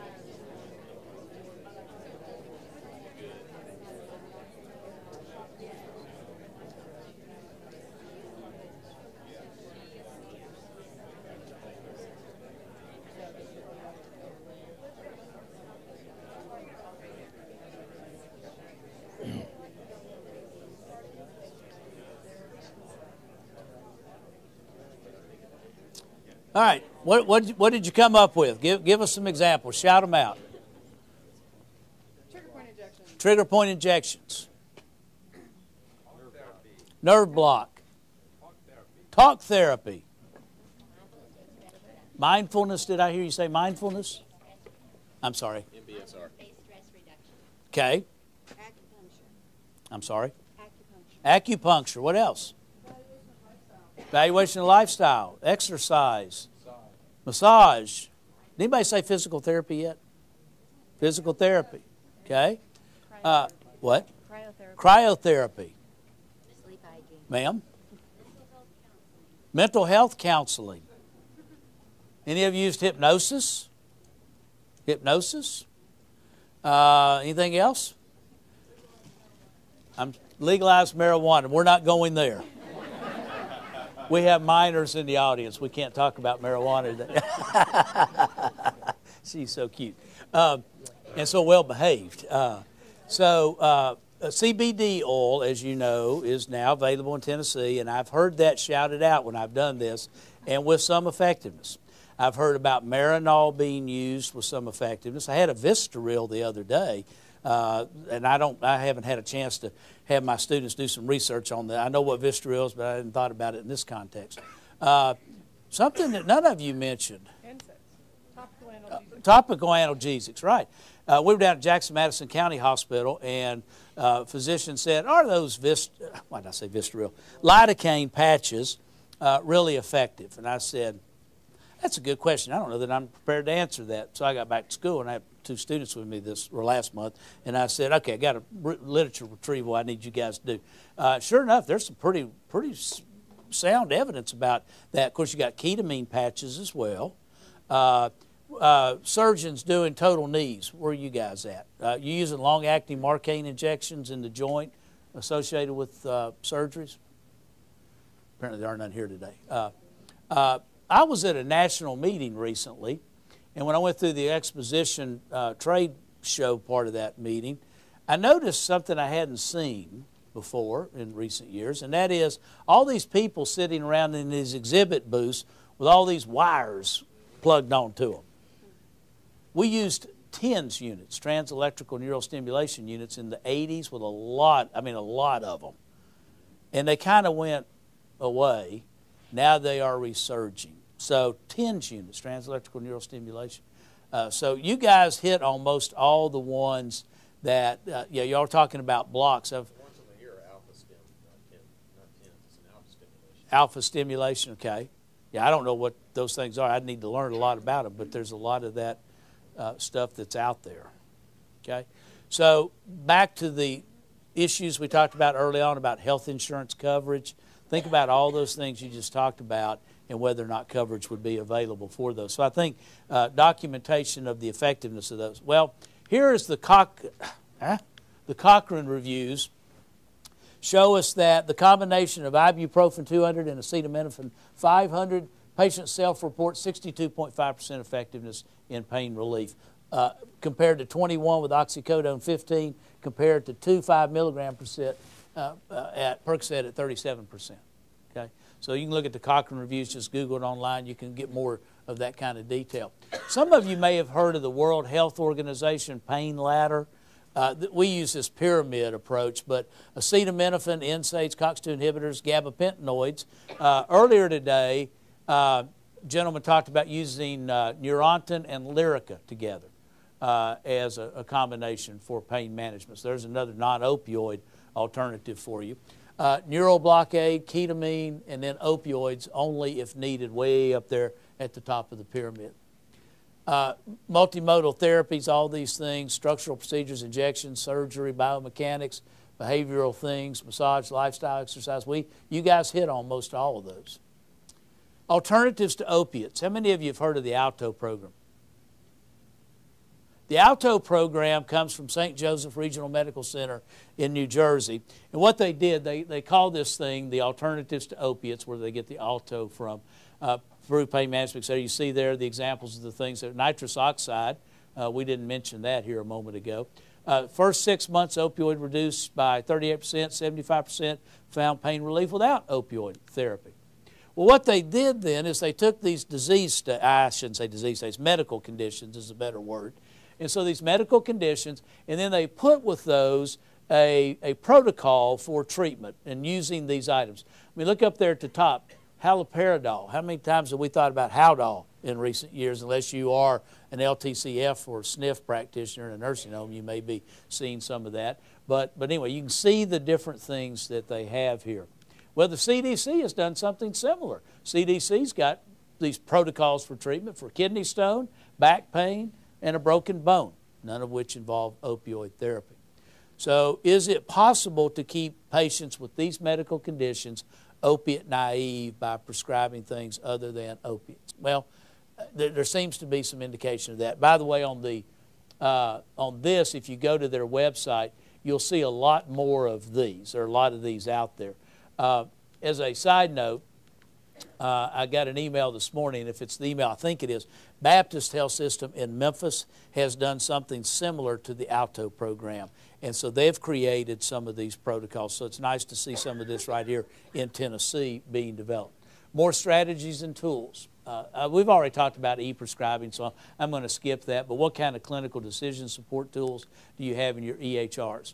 All of you remember on your giving multiple issue prescriptions about the dates and how that works. Same date on all three, but then the do not fill until date. Remembering also that if you e-prescribe, you can avoid giving these 3 prescriptions to the patient. You wouldn't have to do it, just issue e-prescriptions. Controlled substances monitoring database. We've already talked about the things here. I would note about stimulant prescribing has increased. And remembering, though, that if you've got a child with a clean urine, meaning no active metabolite for the stimulant in the urine, you suspect parents are taking the drug, you can't check the parents in the database. And it wouldn't help you anyway because the prescription wasn't issued for them, it was issued for the child. So keep that in mind, not to violate the database. Top 4 benzos, if you're interested in Tennessee: alprazolam, clonazepam, lorazepam, and diazepam. One of the other reasons we see some changes in what addicts and abusers are using, these are some slides from Dr. Mutter. The real drug is on the right, the fake drug's on the left, or the counterfeit drug is on the left. Pretty close, right? The problem is that the drug on the left is not alprazolam. It is, what might you guess? Because apparently the guy making the tablets that day couldn't come up with any alprazolam, alprazolam. But he could come up with something else. Anybody want to guess what it was? Fentanyl. All right, so I think I'm buying alprazolam and I'm about to swallow some fentanyl. All right, so that's a little different drug, right? So that's why a lot of the people on the street are worried. Oxycontin on the right, or oxycodone rather, on the right, and then on the left, the fake, different color, but people that are buying these things on the street, they're not paying that much attention to color if they're naive users. Once again, these were fentanyl on the left, not oxycodone on the right. CSMD database. You know how this works by now. Your morphine equivalent, of course, if they're getting things out of state, that may not be valuable. It is good in Tennessee. Your pay codes on the far right might be of interest to you. They're the top 4 pay codes. 1 is private pay, 2 is Medicaid or TennCare, 3 is Medicare, and 4 is commercial insurance. Your self-lookup, you can go to the database and make sure all the patients that are tagged to your ID are patients you recognize. You can also, and it's recommended by the state, that you also check your supervisees, your APRNs and PACs, to make sure that drugs they're prescribing are either on the protocol formulary or that they're consistent with what you would do as a practitioner in treating that patient. You're not really, I wouldn't say spying on them, you're just looking to make sure that all of you have the same philosophy of treatment about those different patients, consistency. Checking the practitioner versus peers report. So of that specialty of general internal family medicine, there are 3,243 of those in Tennessee, and you rank number 27. This is a place where being number 1's not a good thing, okay? So you don't want to be up there real high, but you may have perfectly good reason to be there. There's a physician I know in Tennessee that I've met through these programs. 90% of her patient population, sickle cell patients. So I would expect her to be way up here in this ranking because of what she's treating. So I wouldn't worry about that. I'd just be attentive to it and look through there and see. And by the way, remember over here, if you're doing a practitioner lookup, this is only prescriptions that are filled in Tennessee. So here you are in Chattanooga, you have people coming up from Georgia and you're writing, and they take them back to Georgia. They're not in the Tennessee database. So this is not a complete picture of every prescription that you've written. It's a partial picture. Tennessee chronic pain guidelines, you all know about these, so I'm not going to spend a lot of time here. The main reason it's here is to remind you, don't forget about these, because this new law does not displace this or make this go away. Once you got 90 days of opioid therapy in a 12-month period, we're back to the Tennessee and CDC guidelines, and we leave the acute care that we've talked about earlier behind. We transition over. And so again, I think all those things are self-explanatory. You've been following this very well over the last few years. The one thing I will note at the very top, I mentioned Dr. Mutter's group met a couple weeks ago. they voted on whether or not to change the Tennessee daily and total MME from 90 to 120 to 50 to 90 to be consecutive, or consistent rather, with the CDC. They voted no. So that's guess kind of mixed blessing in that we still have allow a high MME, but you guys are working hard in Tennessee to try to manage this situation, and they didn't want to put that additional pressure on you to try to get those MMEs down, particularly when we may not have enough alternative therapies out there to help manage that decline in MME. You know, these history, pain treatments, comorbidities, pregnancy review. By the way, there is a new law that was just passed, signed by the governor on May 3rd. If you're not aware of that, if you are prescribing an opioid to someone who is pregnant, or there's penalties associated with it if you don't follow the guidelines in there. So you'll hear more about that, I'm sure, from TMA and others. It just happened, so we have not had a chance to incorporate that in here yet. The 5 A's, the activities of daily living, becoming a huge topic now. In the guidelines in Tennessee, the PEG scale, the pain average, remember that they don't want you prescribing for patients an opioid based on that day's pain value. So I walk in and your staff says, okay, Mr. Fitzgerald, what's your pain value today? And I say 9. Well, they're expecting somebody to go look and see, well, is that consistent with the last 3-4 months or 3-4 visits? So was it a 2 and a 2 and a 3 and a 2 and a 2 over the last pattern of visits? Why 9 all of a sudden? So they want you to look at trend analysis. My only analogy that I can come up with is, you can have a patient bring you a daily blood glucose diary, right? And you can also do an A1C, right? And so both of those give you some measure of glycemic control, but they're a little bit different in the picture that they give you. So that's what they're saying is let's look broader than just that day's pain report. So we're looking broader than just that day's blood glucose level, if that makes sense. This interference with enjoyment of life, interference with general activity. Are any of you using like the Barthel Index of Daily Living or the Lincoln-Norrie scales? Well, let me just encourage you, if you're doing chronic pain management, that you begin to incorporate those into your practice. If for no other reason, what is it that all practices are struggling with now from an outcomes standpoint? MACRA, MEPS, all those outcomes and quality of outcomes and assessments and measures, et cetera, et cetera. So the Barthel Index of Daily Living, it asks these kinds of questions. Do you bathe yourself?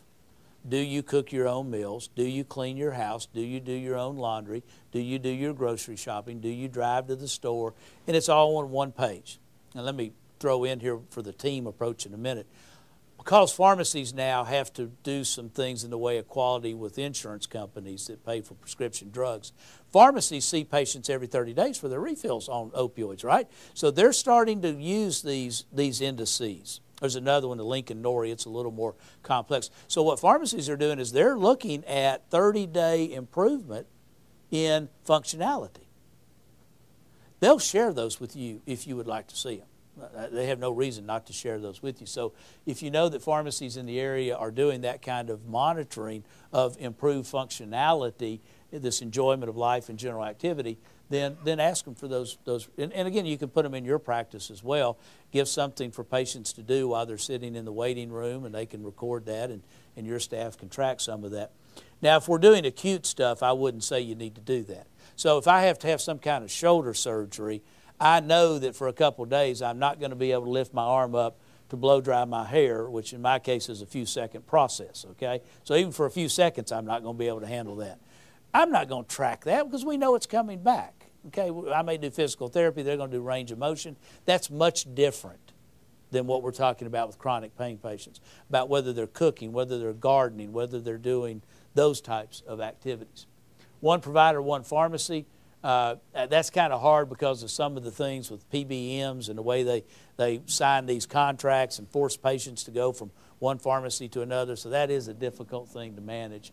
I've already talked about the 120. So below 120, these things apply. Once we get to over 120, the consult may be a phone consult. But if it's 6 months over 120, then that's when we get that annual consultation with, and that's in the presence of visit. Any of you looking at 5 C's associated with this therapy? This is a relatively new thing. What's the definition of an addict under federal law? It is anyone who continues to use a controlled substance where that continued use is causing physical and other harm to the patient or to the person. So if you look at this, loss of control, compulsive use, craving drug, continued use, and chronic problem, right? So when you start seeing those things in your patients, I think what you do is consider referral or discontinuation, or have that tough, difficult conversation with the patient. You know, and here's an example. Pharmacy calls you, or all of a sudden you see where the patient's 30-day supply of medicine's only lasting 24 days now. Now, of course, we have to think about tolerance with opioids and how that affects dosing of opioids. But again, are those things that are indicating one or more of these 5 C's being present and having that conversation with the patient? Overdose deaths. 3,000 patients 10 months after the overdose, 91% continue to receive opioids, 61% from the same clinician, both pre and post. So if it's a fatal overdose, you'll probably hear about that. If it's non-fatal, you may not. So I think your staff can ask a lot of questions in that triage room. Well, Mr. Fitzgerald, have you had any major medical incidents since the last time you were here? Yeah, dang near died over my opioids. I had an overdose.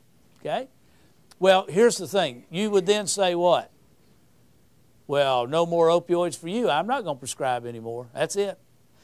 I don't know that that's appropriate, because what if they had an accidental overdose because they thought they were buying alprazolam, but they actually bought fentanyl? Now, again, that's a problem to be addressed with the patient, but it may or may not be, they did not intend to have the overdose. So if you did continue prescribing, it obviously would be an indication to start tapering the patient. And this gentleman back here, one of these two gentlemen, I can't remember which one it was talking about that's a difficult conversation to have with patients. I'm hearing mixed success around the state about whether or not that's working. But whatever you do there, this would definitely need to be a consideration, and that is the AMA guidelines on prescribing the reversal agent. So if you've got a patient with a non-fatal overdose, is it appropriate to give them the reversal agent, or their family members, depending on the age of the child and the residential status of the child? Would that be appropriate? Now, as you may remember, Dr. Reagan issued a statewide collaborative practice agreement in Tennessee that allows pharmacists to issue prescriptions and issue naloxone. The problem is insurance companies are not paying for pharmacists issued naloxone. If you prescribe it, they'll pay for it. So if you're referring your patients to a pharmacy to get that, much like you may refer them to get a vaccine, the new Shingrix or whatever, they can't get it right now from the pharmacy. Bless you. Insurance companies have not turned that switch on yet, so keep that in mind if you want patients to have. But a really good summary from the AMA task force about what to consider. Chronic pain guidelines on tapering, 25%. You know, any of you doing any tapering? What kind of percentages, or what are you doing in the way of reduction per week? 10% per week. And how are you doing that? Are you having them break tablets? Or are you removing doses? Or Just give them close. Okay, okay. And remember, you got pharmacies out there that will compound capsules, so they can take the raw ingredient, hydrocodone, chemical, and make you capsules that for this, you know, week or 2 weeks or 4 weeks, whatever you want to do, 100%. Then the next 4 weeks, 90%, 80%, 70%, 60%. Now, if you do that, and I encourage you to do that because the guidelines want you to do that, CDC wants you to do that, when you get down to 0 active ingredient, I think we've learned something from those that took Chantix. They stopped smoking, and then when the drug was consumed and they finished consuming the drug, there was no support mechanism there for them. So if you get them down to 0 and they're functioning, you might try to look around for a support group recommendation like Narcotics Anonymous. Get them into some place where they've got some support. Or you continue seeing them for a while after you get them to that 0 active ingredient in that capsule. Okay? Here's CDC's guidelines on tapering. Here's that support. Make sure they get psychosocial support, so that could be through things like NA or OT, social workers, etc. The call for team-based care. So on the left is the core interdisciplinary or multidisciplinary team. I want to make a real quick point here. So let's say you're a surgeon and you have a patient who has fallen and broke the ulna and a number of bones in the wrist. So you go in, incision about that long, you put a plate in there, get everything put back together, and you did a neural block, okay, so that there's total numbness down here in the arm. That lasts for a while after discharge. Same day, went into the ED, surgery, discharged that night about 7 o'clock. Okay, really no pain. Next day starting to have pain. But let's suppose you're that surgeon and you've convinced this patient that you believe that 2 Tylenol and 2 ibuprofen, 4 tablets together every 6 hours will work for that pain of that injury. And they go to the first physical therapy visit. And the physical therapist says, I've looked at the x-rays and oh my God, that's the most painful fracture you can have. You can break any other bone in your body, but that's the worst one you could have broken. That's a true story about someone I know in Knoxville, Tennessee. Everybody on this team needs to be communicating about what are we doing about that patient's pain management. Because you don't want, if you're the surgeon, and we used to use that terminology, you're the captain of the ship, all those communications flow down. We need to make sure somebody down here doesn't accidentally say something or purposefully say something that erodes all that work you did to try to manage that patient as an opiate-naive patient. Because now, remember that psychological note Dr. Mancini made about the psychology of pain? All of a sudden now, they're not going to believe that ibuprofen and acetaminophen is going to work after hearing that.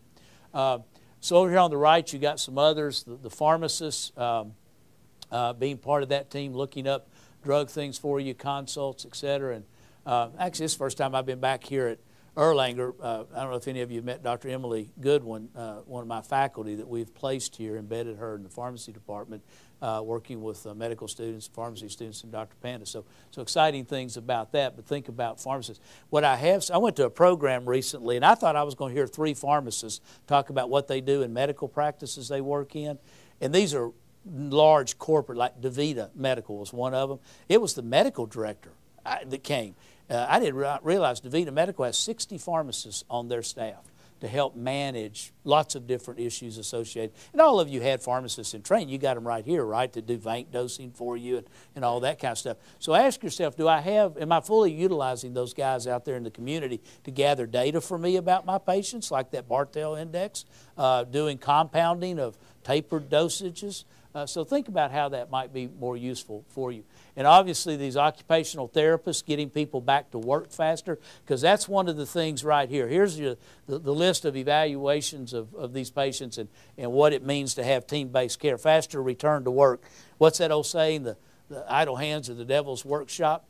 If we get them back to work, we know that they're less likely to engage in inappropriate behavior. They're less likely to begin trafficking in drugs, things like that. So if we can get them back to work, that's good. With pharmacists, I've already talked about. One of the other things, pharmacists may need to call and ask about things like A1Cs, INRs. Please tell your staff that it's not a violation of HIPAA to tell pharmacists diagnosis. And obviously they're going to be calling you about ICD-10 codes in the near future if you don't put that on there. So it's not a violation of HIPAA for multiple providers to be talking to each other and disclosing stuff about a patient that they're caring for. And then the ICD we've already talked about. Let's hear Dr. Mancini's closing remarks. So the tide is changing in the favor of physicians empowered to change the care for their patients. You're going to get a lot more support in the coming days with regards to this from multiple different locations. And instead of it feeling like a burden, my hope is that you leave today understanding that your role is to understand how you can change the behavior of yourself with regards to prescribing that's going to change things for patients. So when we work with these organizations, and as the American Pain Society or SVMIC or the state of Tennessee, the Tennessee Medical Association, everyone is looking to help. But at the end of the day, the thing that's going to make the greatest impact is we as physicians own this opioid prescribing issue, change our prescription habits. We do it one patient and one prescription at a time. I thank you. Well said. So now we've put those 6 pieces of the puzzle together, and what's going to happen over the ensuing months and years is we're going to see more pieces built around this to hopefully in 2 to 3 years from now we've got a complete picture, a complete puzzle of how we manage these chronic pain and acute pain patients in Tennessee. So are there any questions? We've got a few minutes left. Any questions?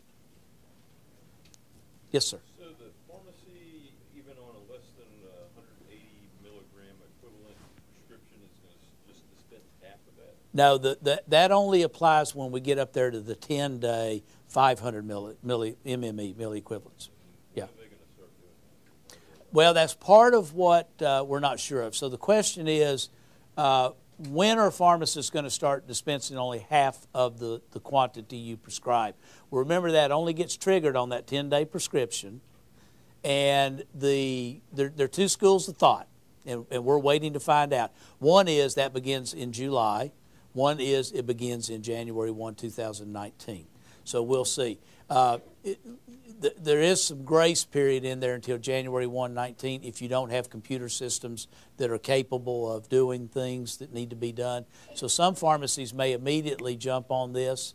You know, remember CVS has already started saying that they're not going to dispense more than 7-day supply back when we were having the 7-day check on the database. So some of those corporate pharmacies may do this starting July 1. They could start July 1 if they wanted to. Okay, so we're waiting for the final phase-in dates on this new legislation. And this is going to cause some restructuring in your Epic, whatever systems you're using, some of those things. So they wanted to give you time to do it. But I think, and plus you need to do some education of billing officers, staff, others in the practice. Okay, any other questions? All right. Well, it's always an honor to be on campus here at Erlanger, and thank you so much for coming today and for the privilege of contributing to your continuing medical education. So best wishes to you. Thanks. Oh, wait. You need the number, don't you? Oh, there it was.